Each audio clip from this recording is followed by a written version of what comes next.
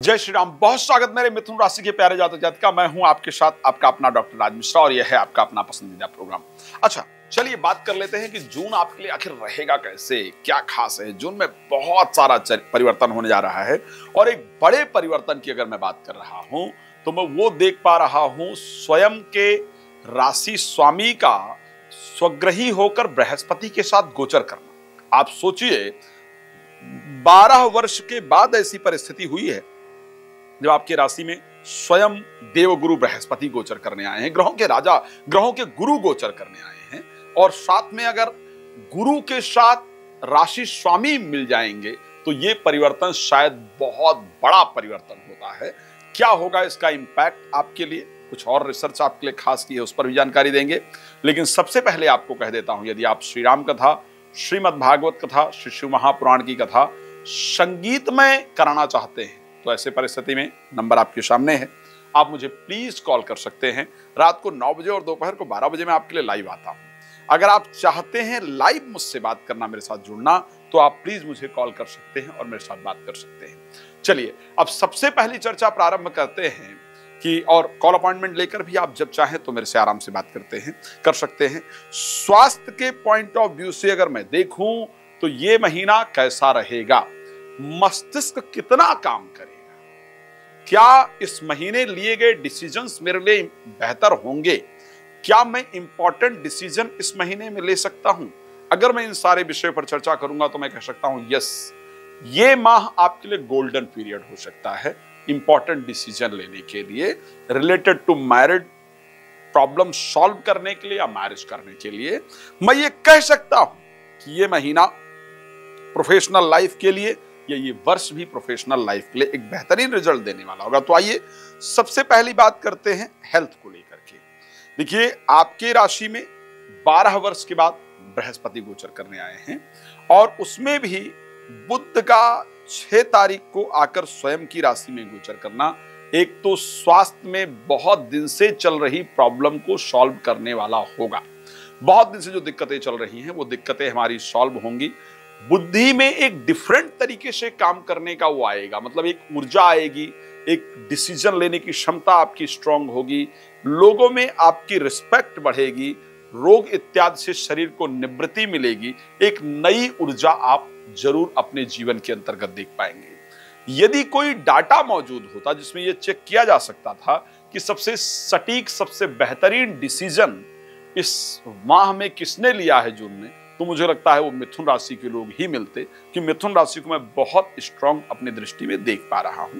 स्वास्थ्य जून के महीने में आपका बेहतर रहेगा, डिसीजंस आपका जून के महीने के अंतर्गत बेहतर रहने वाले हैं। उसके साथ रिलेशनशिप की दृष्टि से भी जून का महीना आपके लिए बेहतर होगा। एक बहुत बड़ी बात बता रहा हूं उन लोगों के लिए जिनके पति या पत्नी का एक्स्ट्रा मैरिटल अफेयर चल रहा था, या जिनके पति या पत्नी दूर चले गए थे, या जिनके पति या पत्नी ने कहा था कि हमको तो डिवोर्स लेना है, हमको तो अलग रहना है, उन सभी के लिए एक शुभ समाचार है कि ये जून का महीना होगा जब वो वापस आएंगे, उनका संदेश आएगा, वापस आएंगे, किसी और के द्वारा अप्रोच करेंगे, लेकिन दोबारा से एक साथ रहने का प्रस्ताव या रिलेशन को ठीक करने का प्रस्ताव निश्चित रूप से मिलता हुआ दिख रहा है। एक और विषय बता रहा हूं, वो माता पिता जिनके बच्चों की राशि मिथुन है और वो उनकी मैरिज को लेकर के बहुत चिंतित हैं, तो आपको कहना चाहता हूं कि ये वो महीना होगा जब वो मैरिज का जो योग है, जो मैरिज को लेकर के आपकी चिंताएं हैं, वो निश्चित रूप से दूर होंगी। ऐसे कंडीशन आपकी राशि के अंतर्गत पूरी तरह से नजर आ रहे हैं। और मेजर चीजें क्या है, तो हेल्थ अच्छा होगा, मैरिज या मैरिड लाइफ से रिलेटेड प्रॉब्लम्स आपकी सॉल्व होंगी, मान प्रतिष्ठा इत्यादि बढ़ेगा, डिसीजन मेकिंग पावर जो है, डिसीजन को लेने की जो पावर है वो आपकी निश्चित रूप से बेहतर होगी, अच्छा रिजल्ट प्राप्त हो पाएगा। चलिए अब दूसरा जो सबसे इंपॉर्टेंट प्रश्न इस दुनिया के अंतर्गत होता है वो है वेल्थ। पैसा सब कुछ नहीं है लेकिन बहुत कुछ है। धन व्यक्ति के पास हो तो व्यक्ति को सम्मान इत्यादि प्राप्त होता है, नहीं हो तो जनरल सी बात है, हम कहते तो सब लोग हैं लेकिन परिवर्तन कहीं ना कहीं आता है।